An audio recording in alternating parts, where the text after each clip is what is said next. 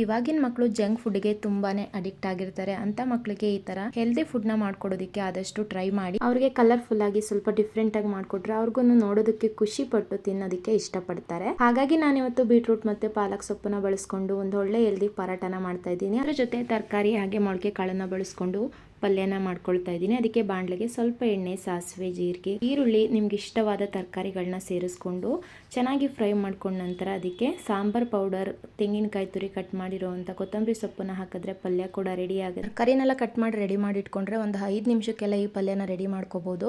ಎರಡೂ ತರ ಚಪಾತಿಗಳನ್ನ ಲಟ್ಟಿಸ್ಕೊಂಡು ಒಂದ್ರ ಮೇಲೊಂದು ಹಾಕಿ ಈ ರೀತಿ ರೋಲ್ ಮಾಡಿ ಕಟ್ ಮಾಡಿಕೊಂಡು ಆ ಚಪಾತಿ ಮೇಲೆ ಸ್ವಲ್ಪ ಬಿಳಿ ಎಳ್ಳನ್ನ ಹಾಕಿ ಲಟ್ಟಿಸ್ಕೊಂಡ್ರೆ ತುಂಬಾನೇ ಕಲರ್ಫುಲ್ ಆಗಿರೋ ಚಪಾತಿ ಅಥವಾ ಪರಾಟ ಕೂಡ ರೆಡಿ ಆಗುತ್ತೆ. ಇದನ್ನ ಮಕ್ಕಳು ಬಾಕ್ಸ್ಗೆ ಹಾಗೇನೆ ಪ್ಯಾಕ್ ಮಾಡಿ ಕೊಡ್ಬೋದು.